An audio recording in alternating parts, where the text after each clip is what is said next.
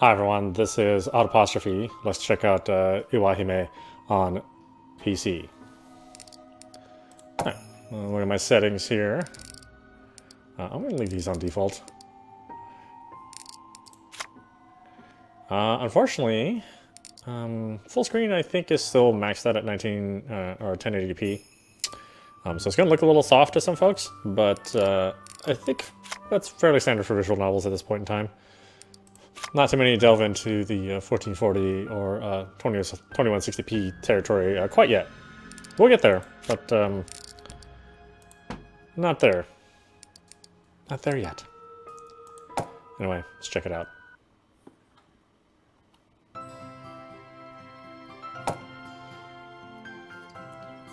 And here I figured he'd be the one embarrassed to show up late.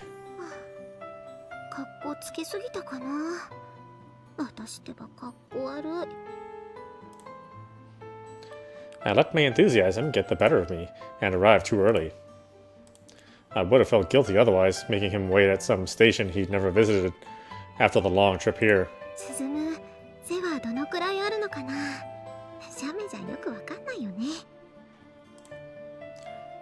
Suzumu was my distant relative. Like me, he was 16 and a junior in high school. Starting this spring, he would be living here in Susuda, going to the same school as me, too. He said he'd know where my place was, but normally you pick people up at the station, right? Still, though, that was no excuse for my premature arrival.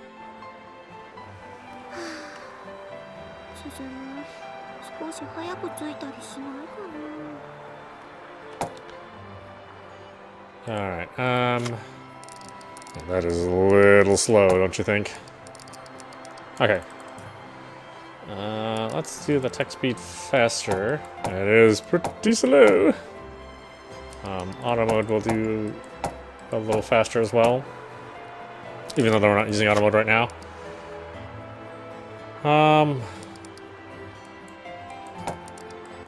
It's still unusually loud.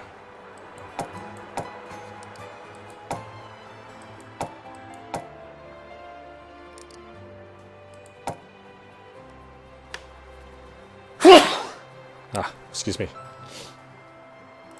Alright. He seemed like the punctual type, so I figured he'd be more likely to get here 5 minutes ahead of time.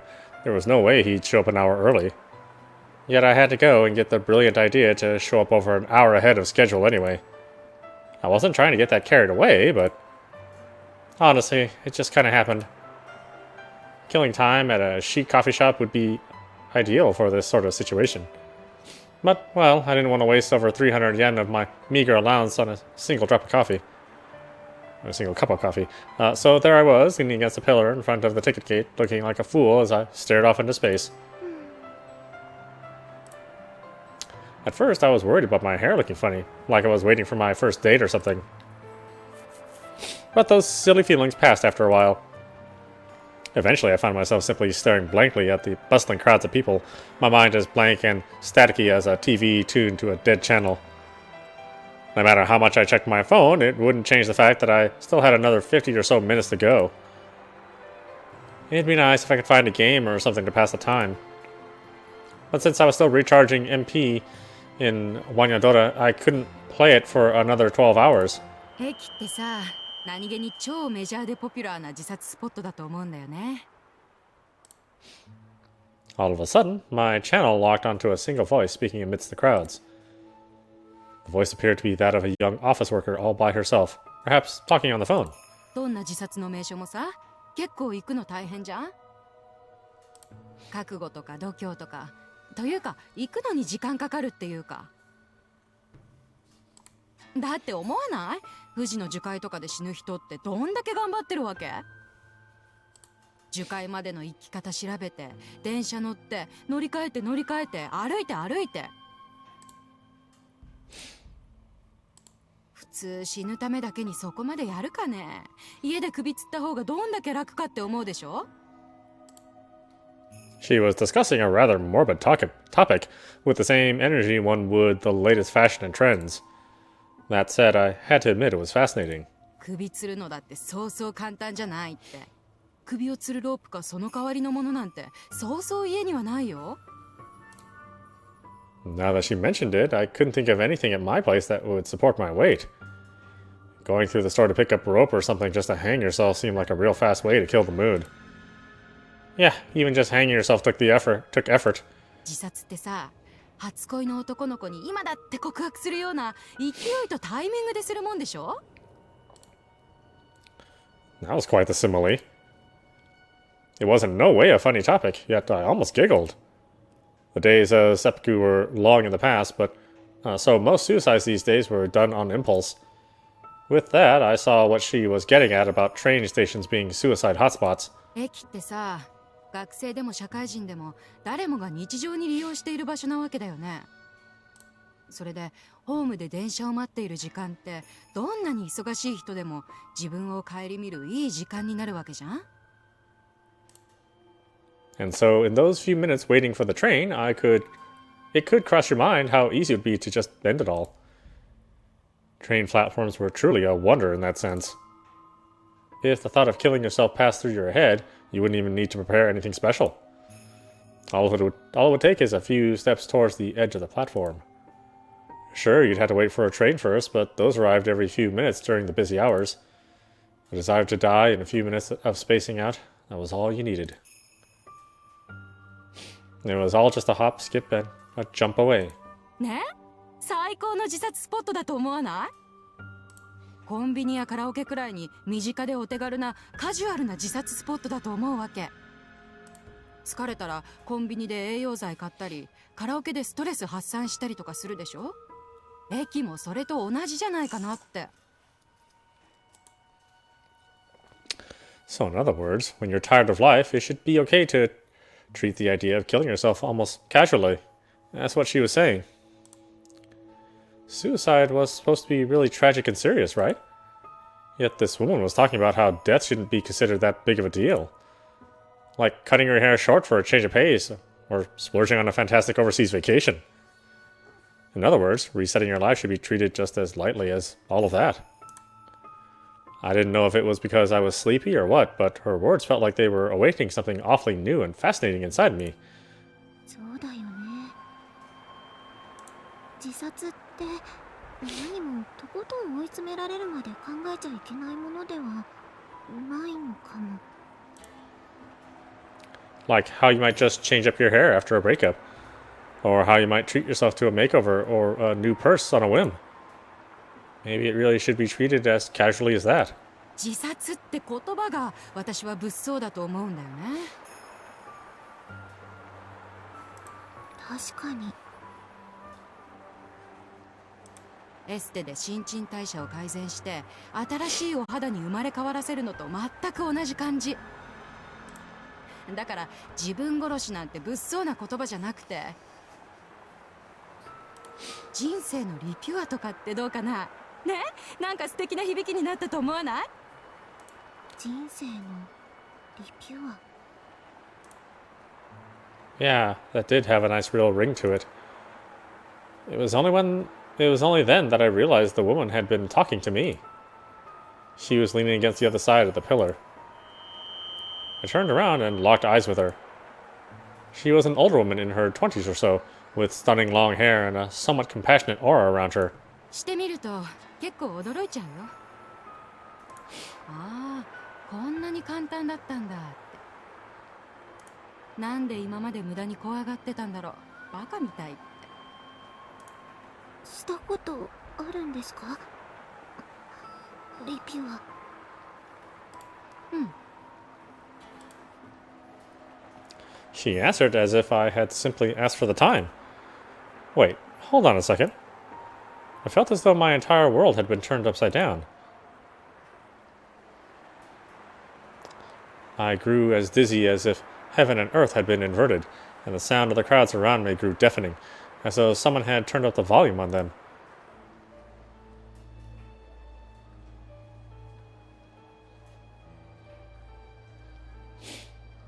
All of a sudden, I found myself at the very front of a crowded platform, beyond where the waiting line would usually start. I wasn't even a full step away from going over the edge, but there was a sea of people behind me.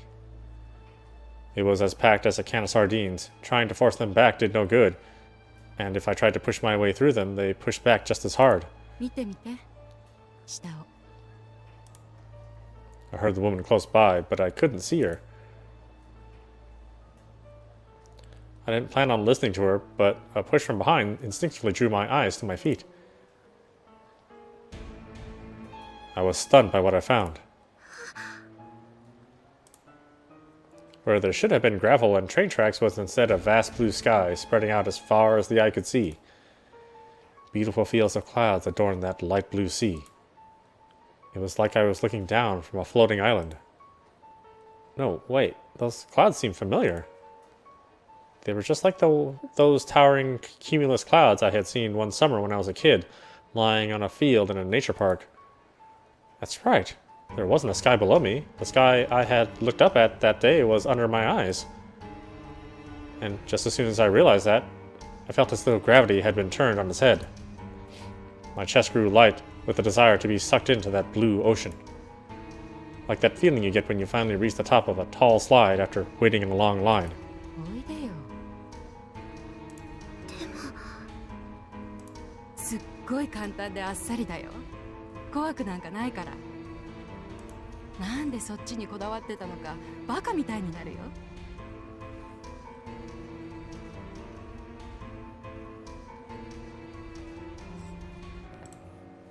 The woman appeared before me, holding her hand out to me. I had no idea how she got there without me noticing. Almost like she'd walked up to me as I lay gazing at the sky on that field, inviting me to go with her. And it wasn't just her. There were other women there, her friends or co-workers maybe, along with men in suits. Though it felt like they were inviting me to a barbecue or something, they looked so out of place in the suits that it felt kind of silly to me. でもこれって Jumping off the platform, right? But there was an announcement signaling the arrival of the next train. Yet everyone was coaxing me over to them, their faces plastered with blissful smiles. Almost like they were telling me I'd miss the train if I didn't hurry.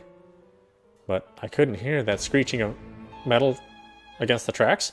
The train was coming. I couldn't jump. If I did, I'd... ほら早く怖くないから痛くもないんだよ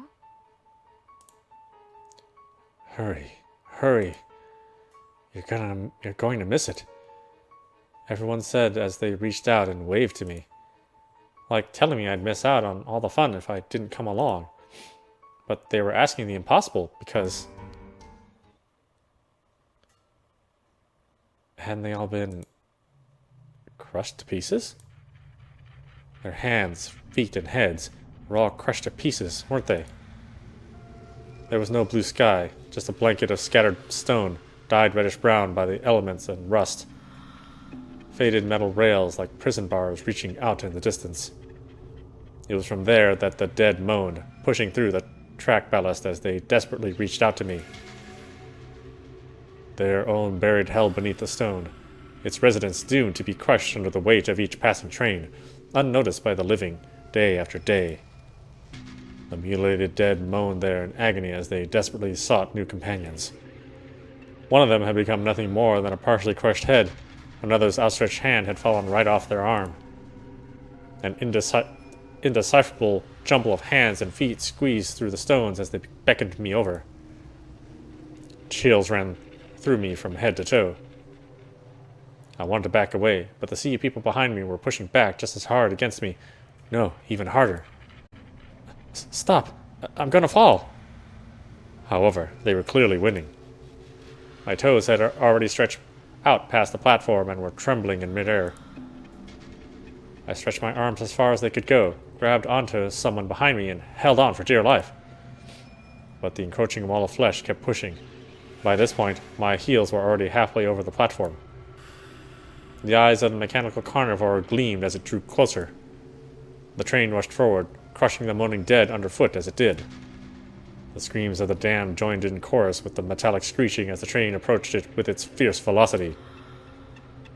It swallowed me whole it'll swallow me whole if I don't get out of the way. But just then, I found myself dancing mid-air.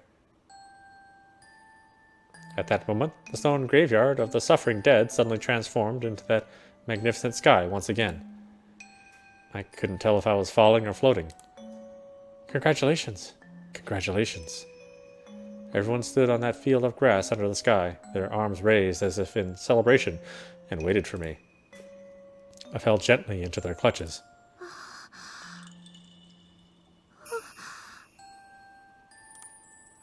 Almost like I was light as a feather.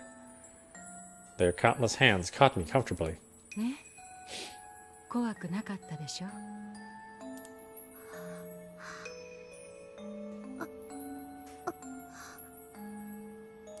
ようこそ私たち側の世界に。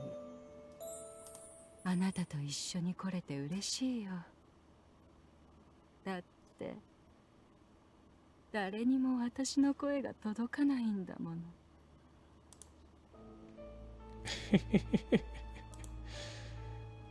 There is no pain or suffering here, nor sorrow or anger, no irritation or frustration either. They're all things of the past here. Of course, the same goes for hope, salvation, resurrection, and rebirth.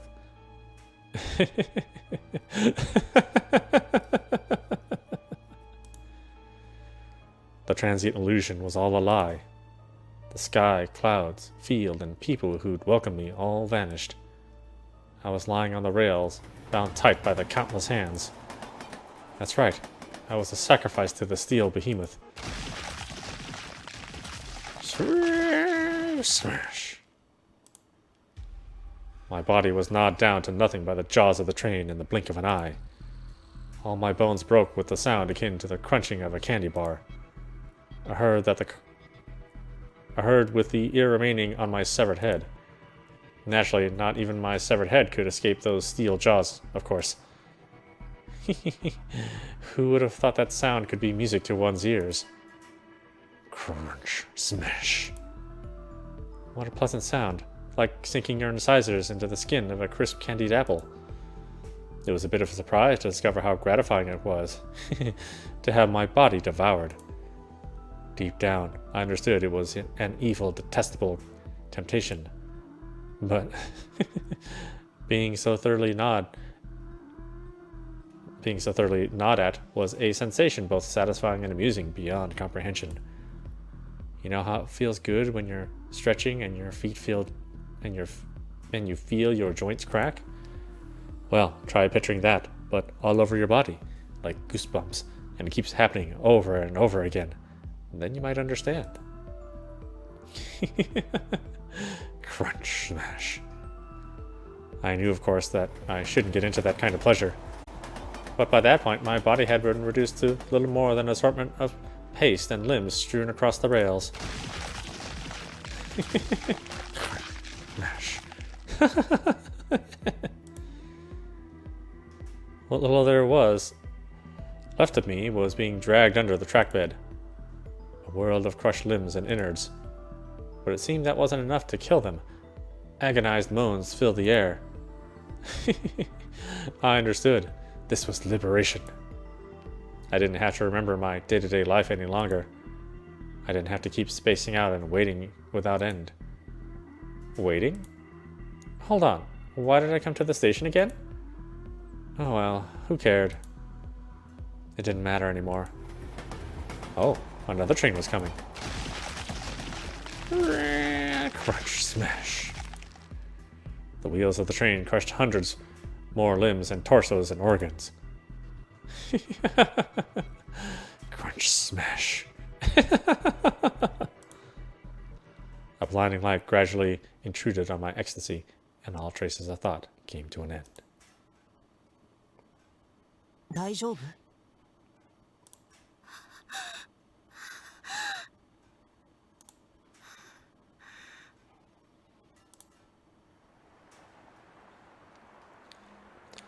Sabako panted as she returned to reality. She was leaning against the pillar in front of the station, waiting for Suzumu. That was still the same. But one thing was different. Time had advanced to the point of Suzumu's arrival.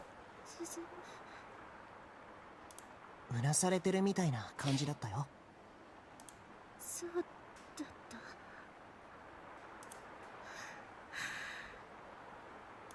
た。寝ぼけてたかも。Tsubakiko gave a slight nod as she suggested that perhaps she'd been spacing out for so long, she'd had a waking dream. 大丈夫？少し休む？大丈夫大丈夫。本当ちょっとぼんやりしてただけ。何か悪い夢でも見てた？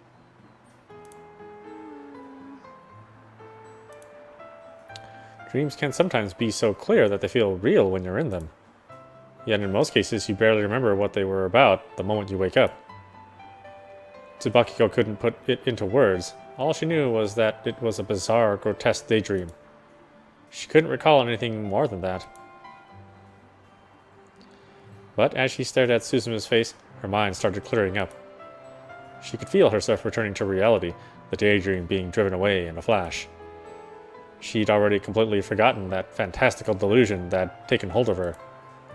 People don't tend to retain every detail of the daydreams or fantasies they might have when spacing out, after all. Fantasies like this happen all the time.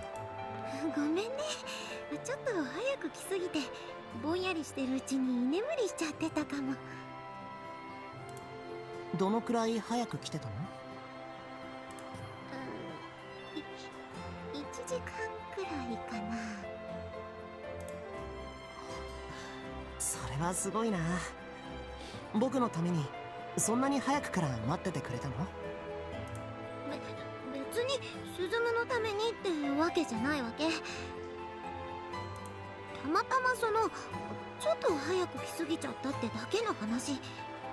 男子は細かいこと気にしなくていいの。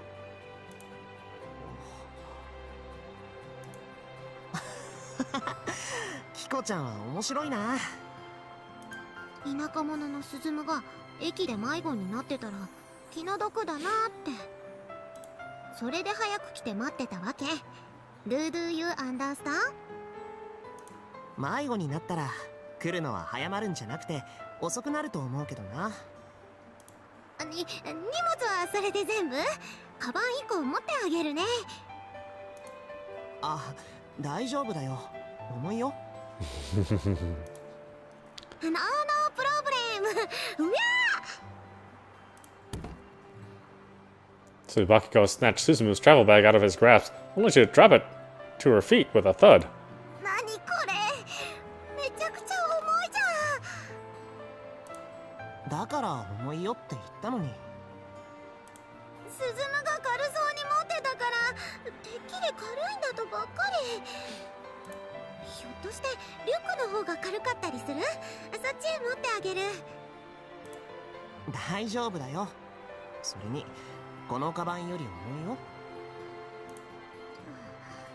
スズムって結構力持ちなんだね。さすがは男子。ああ、そっか。武道をやってるんだったっけ？まあ腕だけは鍛えてるからね。昔と変わらず一見細そうなのにずいぶん成長しちゃったね。キコちゃんこそ実際に会ったらこんなにも可愛らしく成長してたんですっごい驚いちゃった。そう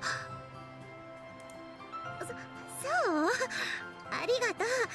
お世辞でも嬉しいかな。お世辞なんかじゃないよ。キコちゃんはすごく可愛らしくなったと思う。ありがとう。まあ私も女子やってるしキュートキュートになるよう毎日努力してるしね。 There wasn't a single hint of flattery in Suzumu's compliments, making Tsubakiko even more embarrassed.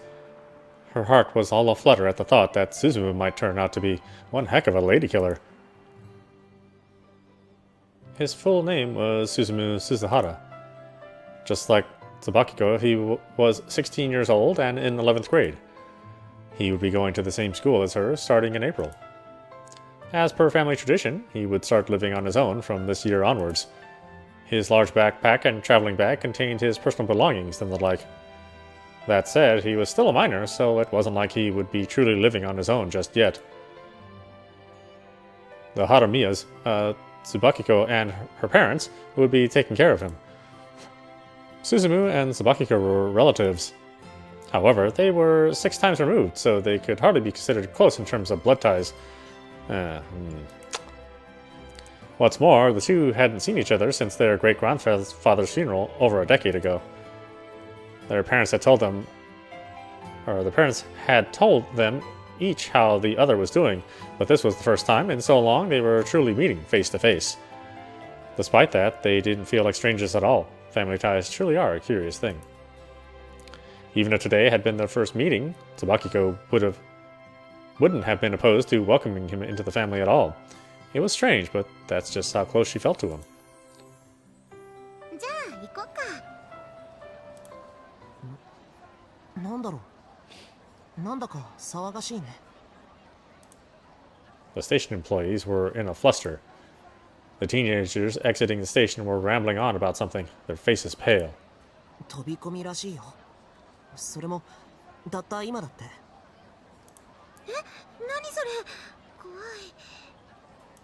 髪の長い若い OL が電車に飛び込んだって言ってるね。An office lady in her 20s with long hair? やだ。怖い。気の毒だね。死んで咲く花なんてないのに。リオかも。リ何？なんだっけ。 For a moment, images of a field under a blue sky and a woman with an unsettling smile flashed through Tsubakiko's mind. But they faded into the fog of oblivion just as soon as they'd appeared. After all, it was pointless to remember daydreams. ここがキコちゃんの住むアパートなんだ。My father considered living alone to be a trial of sorts for me. For generations, men of the Suzahara family had lived independently after reaching a certain age. Only once one had trained his body and mind without relying on others was he considered a full-fledged adult. I'd eagerly awaited this opportunity for as long as I could remember. That was why I'd studied up on all sorts of things in preparation for this day, so I could live on my own. The thought of finally being able to put all that to the test excited me beyond words. はい、これスズムの部屋の鍵。2階の202号室ね。ありがとう。僕だけの家か。なんだかワクワクするな。Kiko's family, the Harumiyas. Kiko being Tsubakiko. Her full name was Tsubakiko Harumiya. Anyway, Kiko's family, the Harumiyas, were landlords who owned several apartment complexes in Susuda. This quaint 2-story apartment complex, Residence Harumiya 2, was one of them. And I would be living here.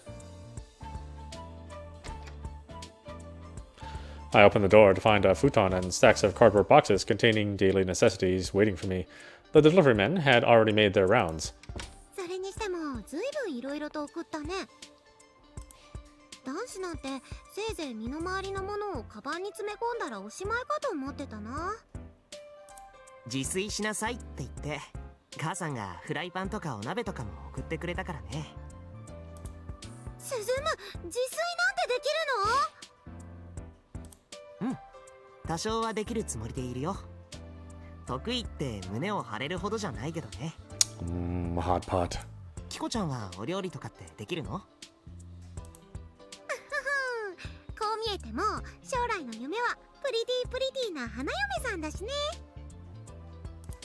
花嫁修行の一環としてお料理も欠かさずお勉強してるの。へへへ、デリシャスな手料理でスズムを脳殺しちゃうよ。へえ、それはすごいや。今度ぜひご馳走してほしいな。任せて。私も男子の舌に合うかどうか試したいと思ってたから。 Kiko nodded along, her eyes gleaming and her smile beaming. It seemed she'd been looking forward to living near a boy her age, what with being in the midst of adolescence and all. ちなみに隣の201は私の部屋ね。壁薄いからね。聞き耳立てて乙女の秘密を聞こうとしたら血祭りにしちゃうからね。しないよ、そんなこと。 I mentioned it being easier to unpack with a box cutter and scissors. So Kiko left the room, saying she'd go get them. With the bright and cheery Kiko gone, a somewhat chilly stillness filled the room. The place hadn't been renovated, so there were faint traces of the previous owner's existence still lingering about. Replacing that with my presence and making the place my own would be among the great pleasures of living alone. But until then, I just had to put up with a bit of discomfort. Just then, long black hair gently tickled my cheek. No. It was just some falling dust. I looked up to the ceiling and discovered it was pitch black, like someone had painted it with soot. It fell gently like black snow. When I came to my senses, I found myself in a pitch black cloud filled with that falling snow. I couldn't see a thing. However, I could sense many presences. At that moment, I thought I could hear a female voice reading out something like a sutra at length. Her voice sounded youthful, but I couldn't see anywhere. Instead, a giant turquoise object shaped like a spindle, heavy and covered in rust, came into view. It felt like the voice was coming from within it. Many people were sitting around the object. The lights of many candles flickered about, giving the affair a ritualistic atmosphere. Candlelight danced in a cloud of black soot, illuminating the massive conical mass. I could hear the woman reading, no, praying, singing, inside it. I couldn't help but wonder what in the world that thing was.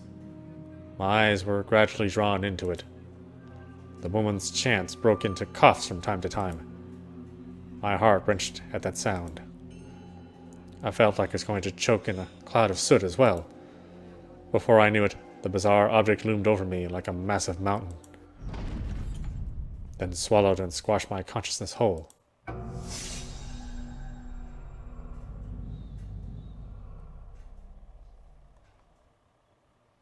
— 35 minutes later, we get the title.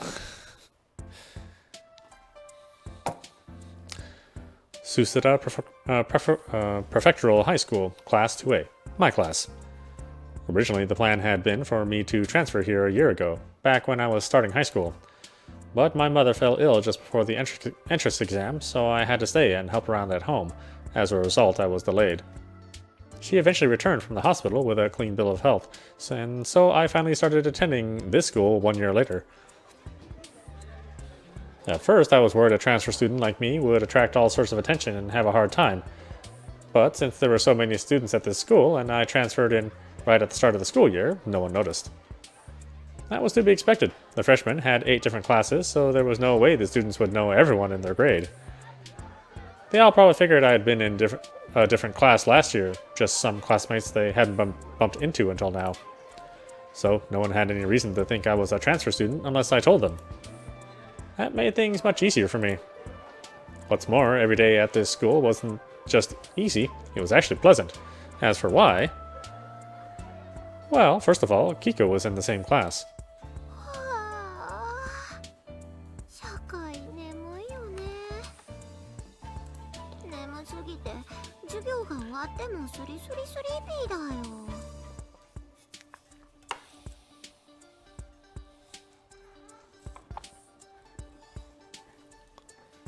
ノートちゃんと取ってた？テストに出るって言ってたよ。え、そんなこと言ってた？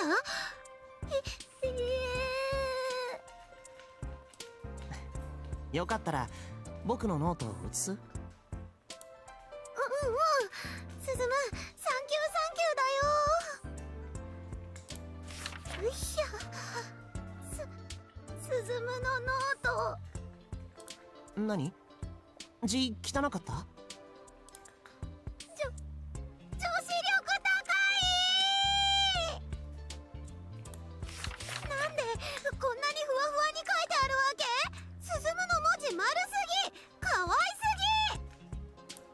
そうかな。子供みたいな字で恥ずかしいよ。あとイラストいっぱい、吹き出しいっぱい。ここはテストに出るよ。ここがポイントだにゃ。何これ、高すぎる。女子力が高すぎる。 Compared to mine, Kiko's handwriting was rather dull and simplistic. Her boredom with school was palpable from her notes alone. すずむ、あんたのノートいくら出したら私のノートってことにしてくれる？ダメだよ。勉強は自分で書いて覚えなきゃ。勉強はどうでもいいから、あんたの女子力少し私に分けなさいよ。これ鈴原くんのノートなの？かわいい、わかりやすい。 For some reason, girls had always liked me. Not like I had a clue as why. But I had guy friends too. さすがはススハラ、相変わらずグレートな男だぜ。光と影あらば男と女あり。グレートな男になるためには女子力も必要ってわけだな。それは誤解だよ。いいや、謙遜するな。俺はめめしいなんて思ってないぜ。お前のグレートな全てを吸収してやる。見ろ、俺のノート。わあ、 Knots proudly displayed his notebook filled to the brim with drawings, though it looked like he had more drawings than actual notes. 汚い落書きでいっぱい。グレート可愛いだろ。俺も自分の中に女子力が眠っていたのかと驚いているぜ。かわいいな。これライオン？惜しいな。それは猫ちゃんだ。にゃーん。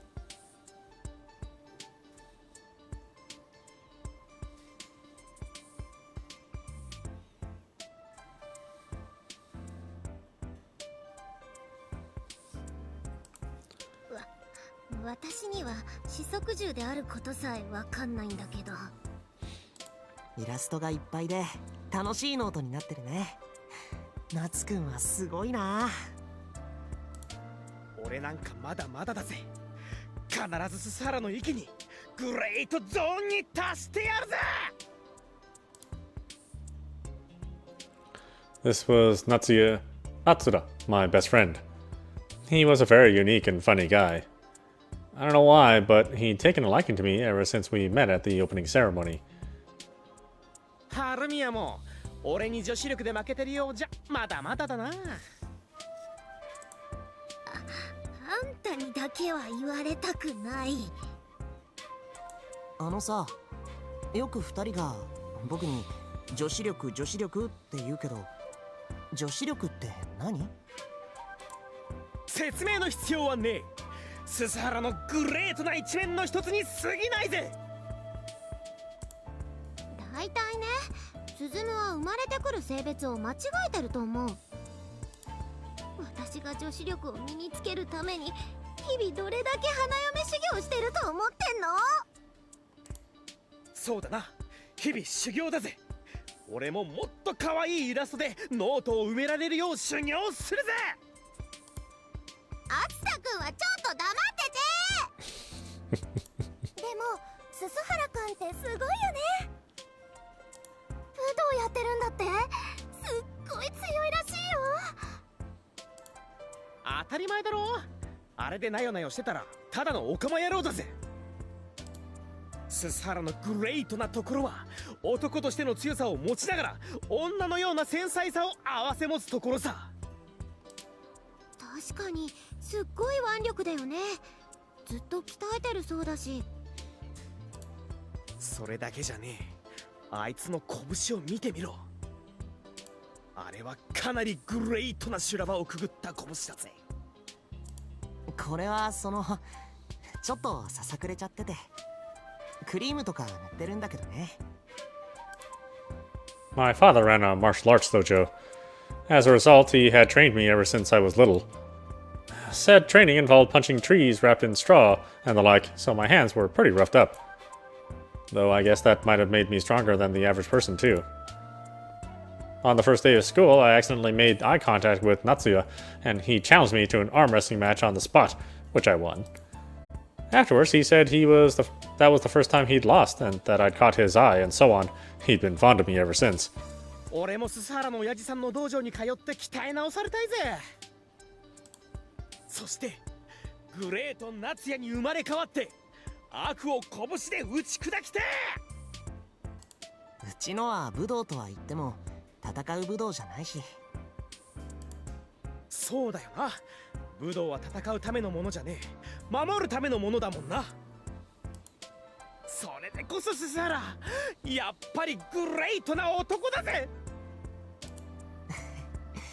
ありがとう。見てなさいよスズム。次の授業はめっちゃキュートキュートなノートを取って私の女子力を証明してやるんだから。あら、可愛いイラストがいっぱいのノートね。誰のノートなの？うわ、雛形先生だ。次補体だぜ。雛形先生、これ見てください。このススハラくんのノート。男子の分際でこんな可愛いノートが取れるなんて裏山許せません。そんなに可愛く描いてるつもりはないんだけどな。ススハラ君はお勉強を楽しんでるから、それがこういう形で現れるのね。勉強も人生も何も塗ってない食パンと同じなの。そのまま食べても味気ないのは当然。そうでしょ？確かにあのクソつまらねえ社会の授業はそのままじゃ干からびた食パンも同然。その授業にこの可愛いイラストで彩りを添えたと。そうしたらもっと社会の授業好きになれるかなって思って。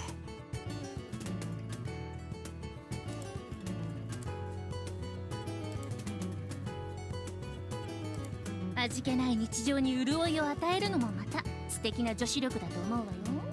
ああ、私も身につけたいわね。私も頑張って身につけま